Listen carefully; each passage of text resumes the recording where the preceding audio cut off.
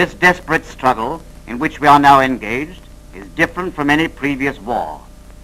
Whilst on the one hand it first seemed as if the efficiency of machines and new weapons had replaced the man, or at any rate had minimized the importance of his efficiency, it has since been proved that the mechanical perfection of the machines or weapons, technical skill, and even undaunted courage count for nothing if the physical strength and endurance of the individual fail. On the other hand, events have further proved that often success has been achieved or defeat averted only by the physical fitness, endurance, and courage of the man himself. Unique and unorthodox forms of attack and defense by the enemy demand of us new and purposeful systems of training to meet him confidently and overcome him. Log work, as this is called, is a purposeful and interesting form of physical training. It strengthens the muscles, toughens the whole body, instills teamwork, rhythm, and teaches endurance. Tree trunks can be picked up nearly everywhere, and even if you have no gymnasium at your station, you can find some logs and practice these exercises. Half a dozen men in an isolated spot can get hold of a log, skin off the bark, and use it for these strengthening and agility exercises. Are you as fit as these fellows? If not, why not? You can do the same. Now, this exercise is good fun. The vertical high climb. When a man gets hold of a log, he feels he can do something, if it's only to climb it. It's tough work, but it makes you agile, produces stamina, determination, and endurance. When you have gymnasium apparatus available, make full use of it. Variety is the spice of life in physical training, as in everything else. It is essential that before men start fighting unarmed exercises, they should be physically fit and toughened. Fighting unarmed depends for success upon physical fitness achieved and built up by training purposefully planned to develop self-discipline, toughness, endurance, and aggression. Physical fitness, as you will see, can be developed through the syllabus of training you must know and practice. Self-discipline is fundamental and vital. Parade or marching discipline is easier and more effective when each individual is self-disciplined to control himself and act. The man who can control himself always has the advantage over the undisciplined man. The discipline of the unit depends on the individual. Toughness and endurance can be increased by the log work you've just seen and this rope work. Rope climbing exercises increase your agility, give you balance, mental alertness, and help you to think coolly from a height. You never know when experience of rope climbing will come in very useful. Now this, for example, the double traverse, is much safer than it looks and is an ideal method of crossing a ravine. If you have a few trees near your station or camp, you can make an open-air gymnasium with a few hundred feet of rope. It makes you foot-sure and increases your confidence. You don't have to be a tightrope walker to do this. Just make up your mind to have a go at it, starting from low heights first of all, and you will soon become adept. You may have to make use of a rope to climb from one ship to another, or to climb a hangar or other building. Practice it on dry land. One day it may save your life. Apart from the fun you get in rope work, the exercise is a toughening one, and you've got to be tough to become expert at fighting unarmed. Aggression. Fighting unarmed demands an aggressive attitude of mind. Attack, attack, attack. Attack is the word you must have constantly in your mind. Each man should be imbued with the aggressive spirit, and the exercises with rifle and bayonet on an assault course will instill this principle in the mind. In this war, every one of us is a fighter, and you may find yourself in the real thing at any time.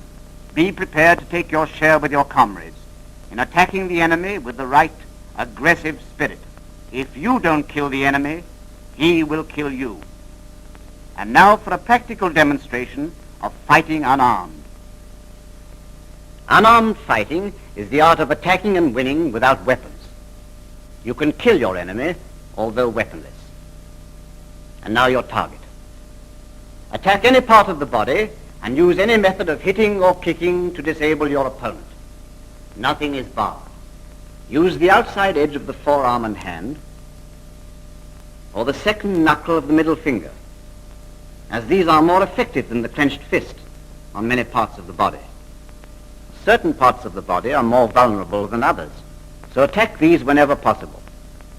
The eyes can be gouged with the fingers, or the second knuckle.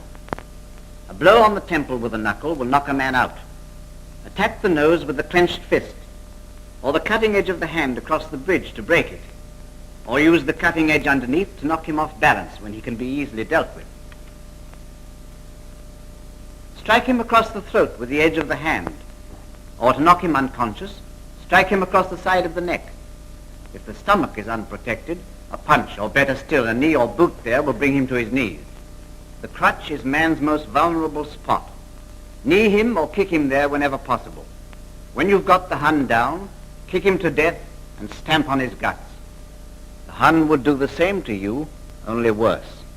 Remember, you've got to kill him or be killed. Nothing is barred. There's no code of rules when you're attacking the Hun. Kicking is a vicious means of attack. In kicking at the shin, use the cutting edge of the boot, following up with a downward scrape and a stamp on the foot to break the bones. The back of the neck, when exposed, is an obvious place to attack with a fist or the edge of the hand. Down he goes, kick him. Any part of the spine where exposed can be dealt with in a similar manner, particularly the base, where kneeing or kicking is most effective. In an attack on the kidneys, punch, or as he's falling backwards, knee, or if he's on the ground, kick him. Finally, a golden rule in attack is, a man without body balance has no strength to resist. Your point of attack will depend upon the position of his equipment, etc. But wherever you attack, be vicious, be ruthless. In attack, you may be thrown. Learn to protect yourself from being knocked out by falling correctly.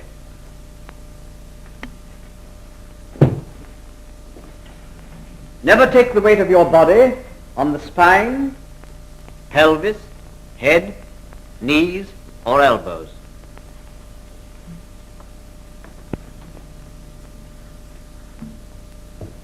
Correct falling needs exact timing and perfect relaxation. So practice constantly. Make your movements automatic. You will rarely have time to think. If thrown forward, go into a shoulder roll. Roll across your shoulders like a ball. Notice the arm is used to assist quick recovery onto the feet. If thrown on your back, use the back break fall.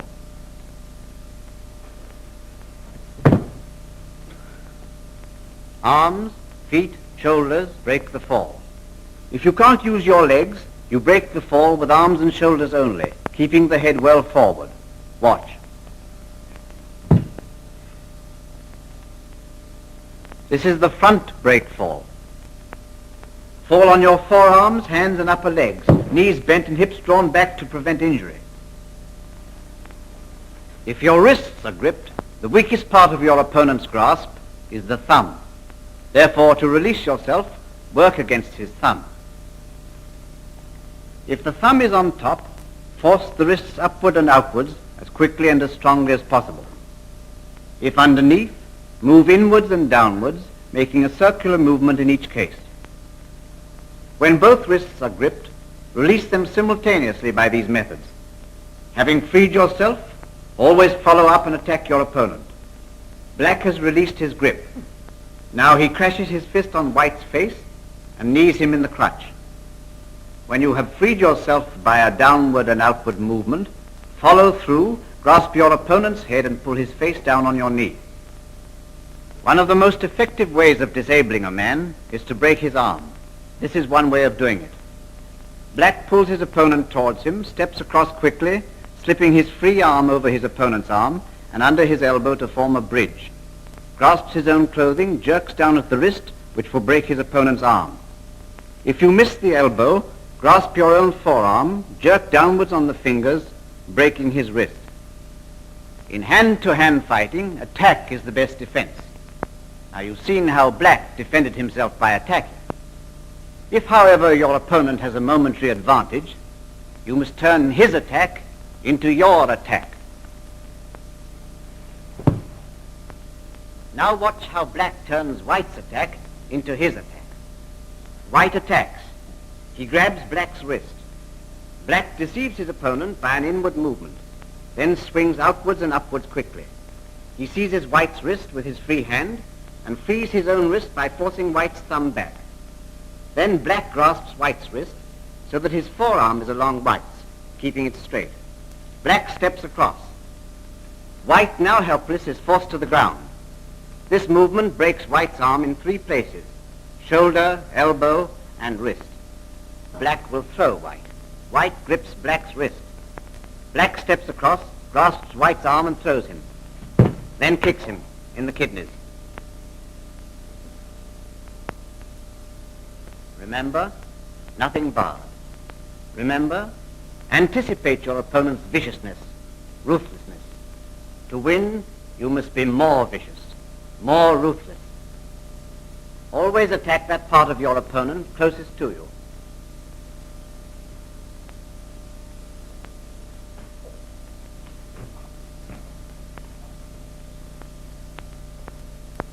The fifth, which black counters with an arm break. White kicks at black. Black counters by crashing his foot against his opponent's shin, which brings white's head close to black. Again, black attacks. Keep this principle of attack always in your mind. Now, black and white will show you some releases from and counters to hair and clothing holds.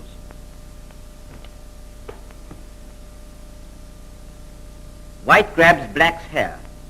Black attacks the nearest part of his opponent, the hand, and holds it firmly to his head with fingers just clear of the wrist. Black pulls white down, bending his opponent's wrist back to breaking point. This brings white into position where black kicks him hard in the stomach. See what happens to white when he grabs black's hair from the rear.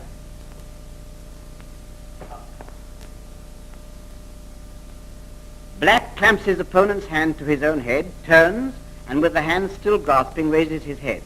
And see what happens to white. Why doesn't white kick him? Because I bloody well can't.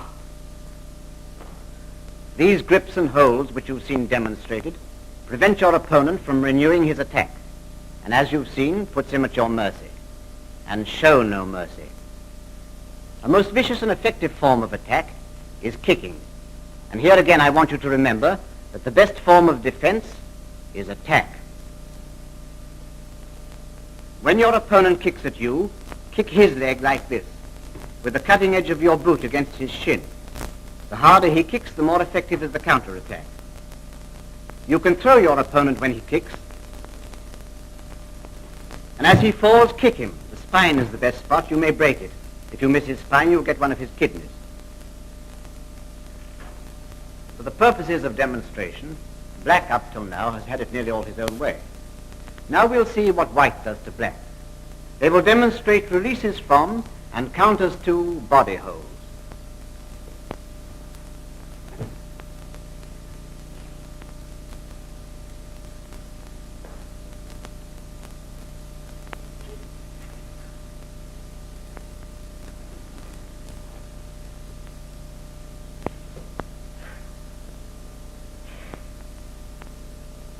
Again in slow movement, black attacks, grapples white round the body, white drops, grabs black in the crutch, black doubles up in pain, white knees him in the face. Again black attacks, but he's missed his arms, and see how white uses them. Behind the ears is the mastoid process. Pressing inward and upward causes excruciating agony. Black is feeling it. Up goes his head. White ups with his knee and strikes him in the crutch. Black seizes him round the waist. White's arms are free, but he can't get at both of black's ears, so he pulls his hair with one hand and presses black's face with his other hand and fingers, gouging his eyes, at the same time twisting his head round and placing his right arm under his throat. With his left hand at the back of his head, he gets him into a stranglehold from which there is no escape. Now White is attacked from the rear.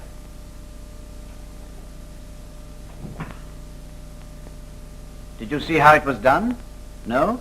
Well, watch Black and White go through the movements and practice it yourselves. Black attacks White. White rounds his shoulders, forces his arms outwards and drops down. This partially loosens Black's hold. He turns his body and places one leg behind Black's. Black is at his mercy. It's an easy matter for White to swing him over his body. He goes in to kill. Another method. White rounds his shoulders, drops his body, grabs Black's arms over his shoulders and throws him over his head.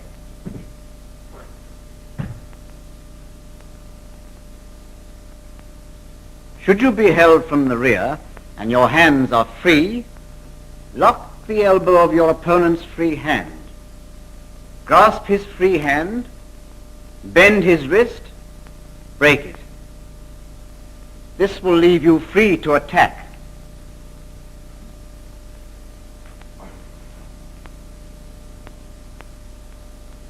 This time, Black has interlocked his fingers. It's a good hold. White grasps the wrist. With the other hand, fingers extended, he forces Black's fingers back, and in this position can break them. He's broken them, turns and knees him in the clutch. Men in mortal combat are like animals, and like animals, they'll fly at the throat. It's so instinctive in animals that you're bound to meet this form of attack. Now, White will show you how to release yourself from strangleholds.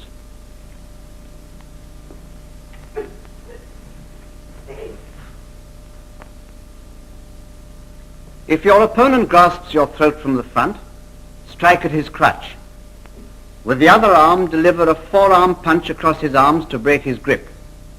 Follow up with knee in groin, and if necessary, any other opening.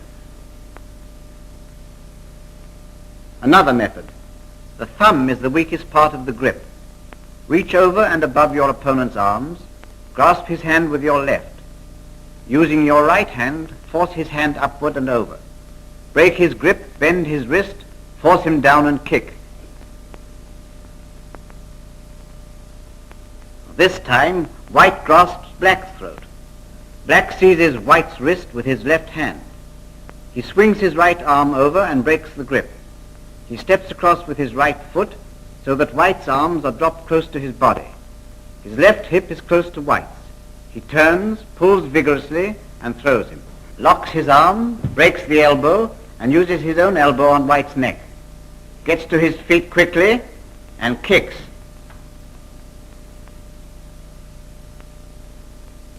White attacks Black from the rear. Black grips his right wrist with his left hand. With right arm locks his elbow, bends his knees, keeping his back straight, turns and throws him on his back. He follows up with any attack. Now, White is trying to strangle him with his arms. Black bends his knees, grips White's forearms, pulls, turns his head, bends the trunk forward and over he goes. Again he attacks. This time, Black grasps wrist and elbow of one arm, forces the elbow upward and the wrist downward, turns his body, slides through the hollow of his side, forces his arm up his back, and strikes across his neck.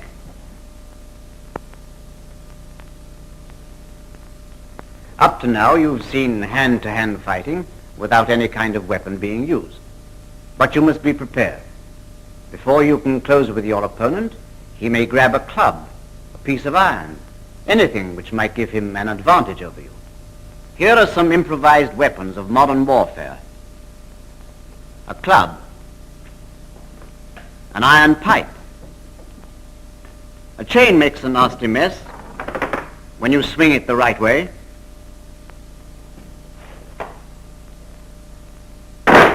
Barbed wire, nearly always at hand, is very effective.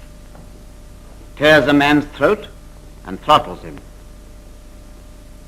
This is how to use the wire cheese cutter.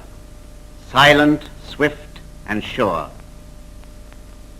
You can cut a man's throat before he can say, "Heil." Your own equipment and clothing provide weapons. The steel helmet. Your sock filled with sand.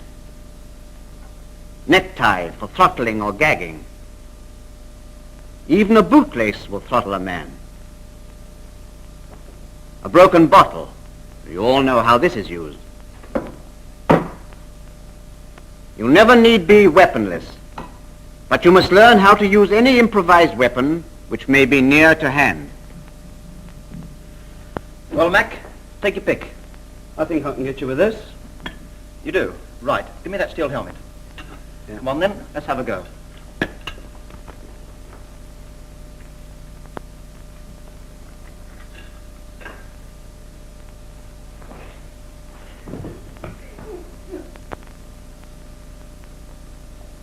As Black rushes in, White ducks underneath his arm, passes one arm across Black's chest, grasps the opposite shoulder, steps behind, and with his free hand grasps his own wrist and throws his opponent back over his shoulder. Goes in and finishes him off.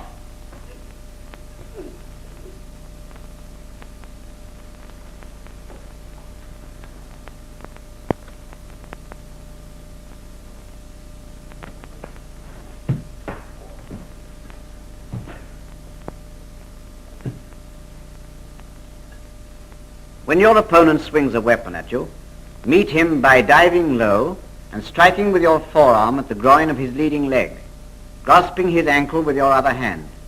Push forward with the forearm and pull upward at the ankle to throw him.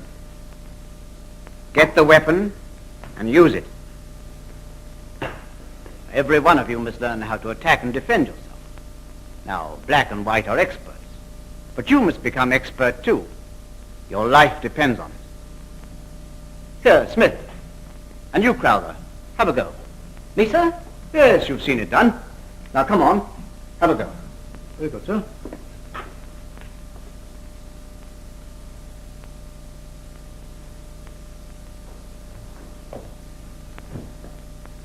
Go on, Smith, have a go. Kill him. Practice makes for perfection. Keep on having a go, and you'll learn.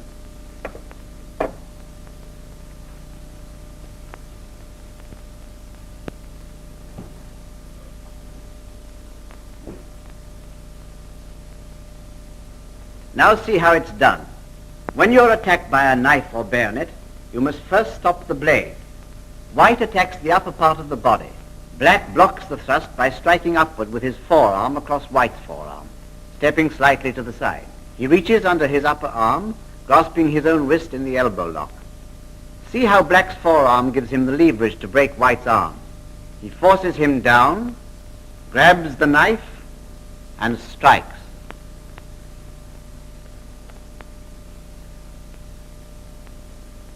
A blow aimed at the top part of the body can be blocked.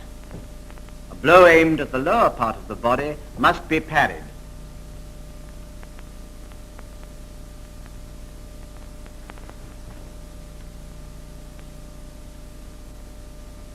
To counter an attack on the stomach, Black uses a circular movement of the arm downward and outward, strikes at White's forearm. At the same time, he draws himself well back, grabs White's elbow, keeping his own arm on the forearm of his opponent. Now he forces White's elbow outward and pushes his arm up his back, takes the knife and strikes. All the movements, holds and throws you've seen can be done just as effectively when your opponent is fully armed and you are unarmed but in uniform. To demonstrate, Gray is putting on a German soldier's uniform. White is now in airman's uniform. The possibility of being caught unarmed by an armed opponent must never be overlooked. Your everyday routine duty as an airman makes this possibility almost a certainty. Remember, whether you are armed or unarmed, attack.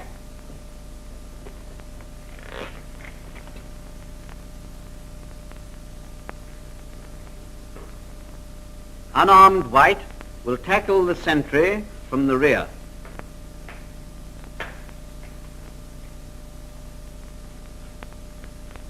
White's attack must be silent, swift, and ruthless.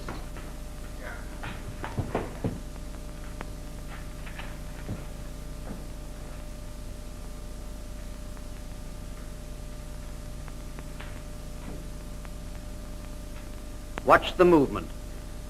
White runs at grey. Applies stranglehold with left-handed throat. This stops him yelling. The kick paralyzes the muscles and gets him off his balance. Now the spine is the target. That will disable him. Grey is out. Finish him off with a kick in the back and grab the rifle.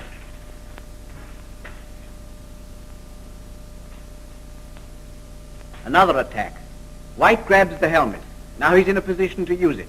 Kicks Grey's leg, paralyzes the muscles, pulls him down and knees him in the spine. Grey, strangled by his chin strap, drops to the ground. White grabs his rifle and finishes him.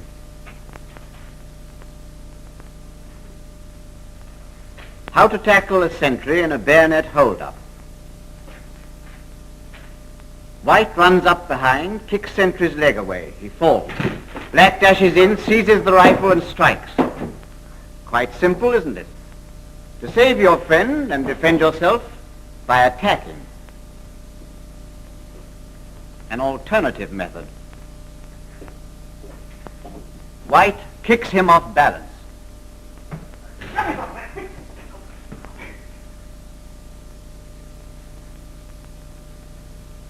The secret of all disarming movements is the parry, which can be done with either the left forearm or the right hand.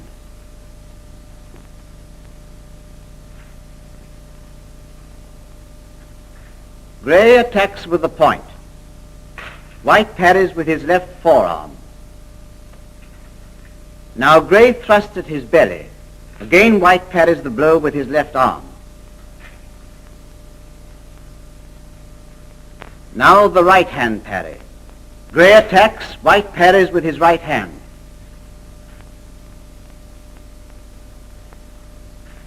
Grey attacks. White parries with the left forearm, defeats the attack, puts Grey off his balance.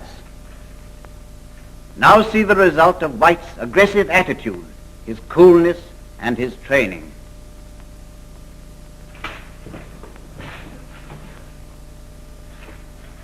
As you see, as soon as the weapon was parried, it became unarmed fighting. White has fallen. Grey is attacking him on the ground. White rolls away from the point. Before Grey can strike again, he rolls towards the weapon, sweeping the bayonet away, kicks hard at Grey's forward leg to throw him off balance, and attacks him.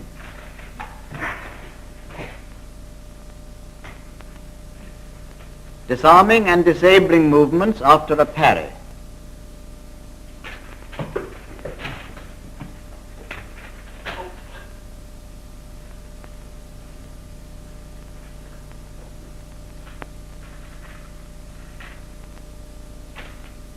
This kick, with the cutting edge of a service boot, will break a man's shin. The effect is to double up Grey's body, bringing his neck into a position where White can chop it with the cutting edge of his hand, breaking his neck or at least stunning him. He picks the rifle up to make sure and finishes him off.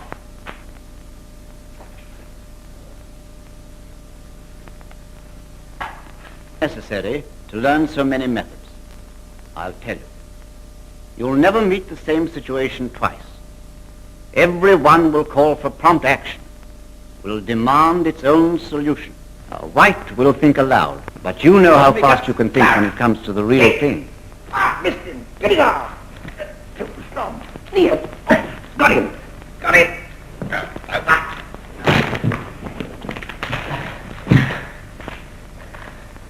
Through practice, these movements become automatic and are done instinctively.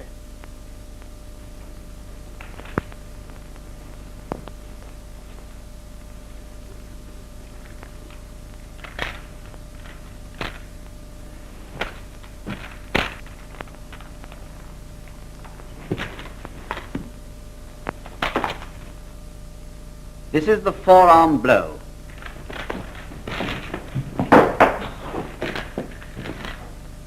Here's another disabling movement. White parries. Grey, carried by his own impetus, lands on White's arm and is thrown.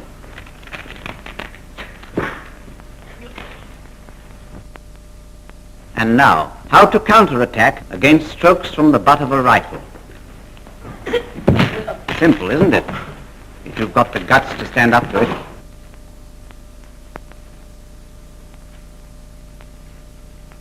White simply helps the butt of his opponent's rifle round, gives him a chin jab, kicks his leg, and throws him.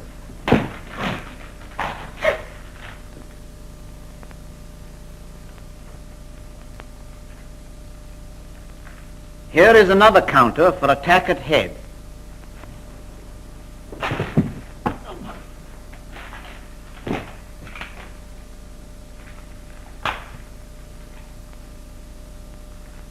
Counter for butt stroke at belly. As the butt comes towards the stomach, swing it up. Keep his arm above your head. Give him a good blow in the face with your other hand and knee him in the crutch. Throw him and kill him.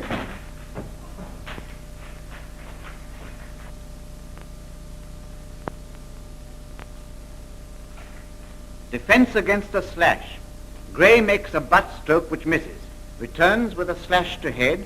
White blocks the slash with his forearm, grabs the rifle with his right hand, knees Grey in the crutch, and that's the end of that.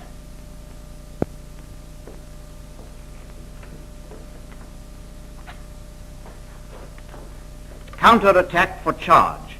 When your opponent rushes at you, concentrate on the parry, and as he rushes past, trip him up and go for him.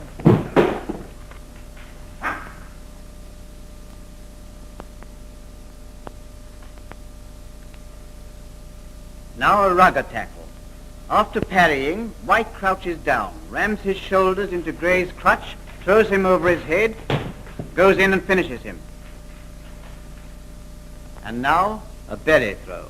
This time, in slow motion, White grabs Grey's clothing, forces his right foot into Grey's stomach, gets down on his back, rolls backward, straightens his leg, and over he goes. That's it, finish him off.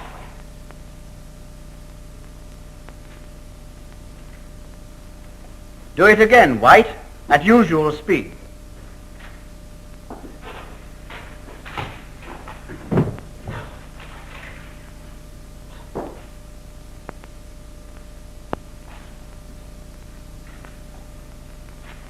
Another effective counterattack. When opponent leads with right foot, you can kick him in the crutch. Counterattack against revolver hold up. When held up incorrectly like this, strike downward and outward with left hand, knocking the revolver clear. Attack him, an arm lock, grab the gun, use it.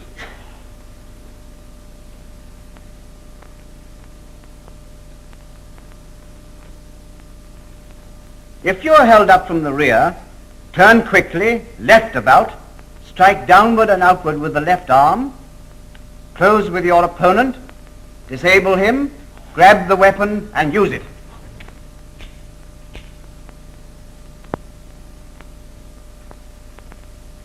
You may have to search a prisoner. This is a good way to do it. From the on-guard position, White passes his right hand through the sling, grasps the rifle at the nose cap. This allows the rifle to reverse itself and hang by the sling which is across the right forearm. In this position, the rifle can be handled easily and the left hand is free for searching. Ah, he's found some concealed weapons.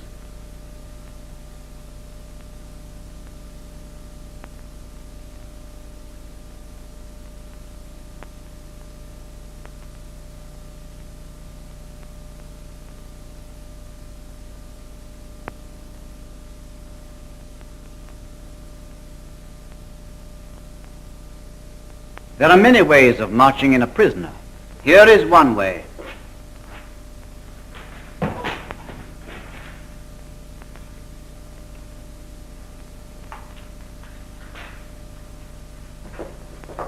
If you are being marched in at the point of a bayonet from the rear, so that the point is within striking distance, pivot round quickly to the left, knocking the blade aside with the left forearm, and kick hard with the right foot at your opponent's leg.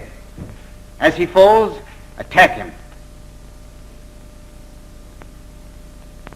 This is the best way. Keep a safe distance from him. Cover him slightly from the flank. This prevents you from being surprised.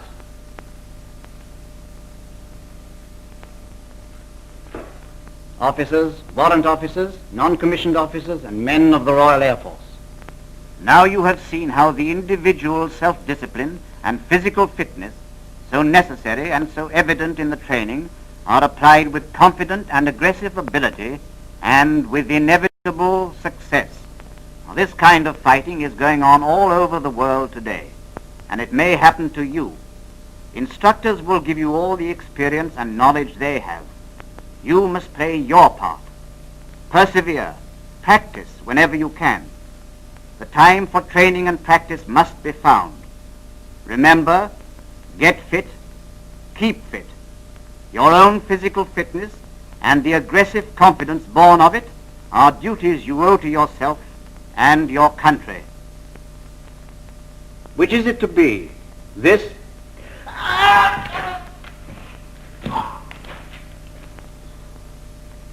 or this?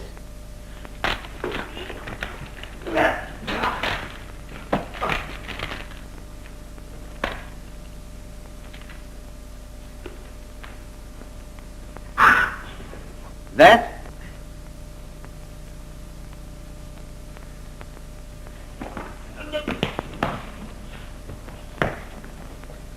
Or that?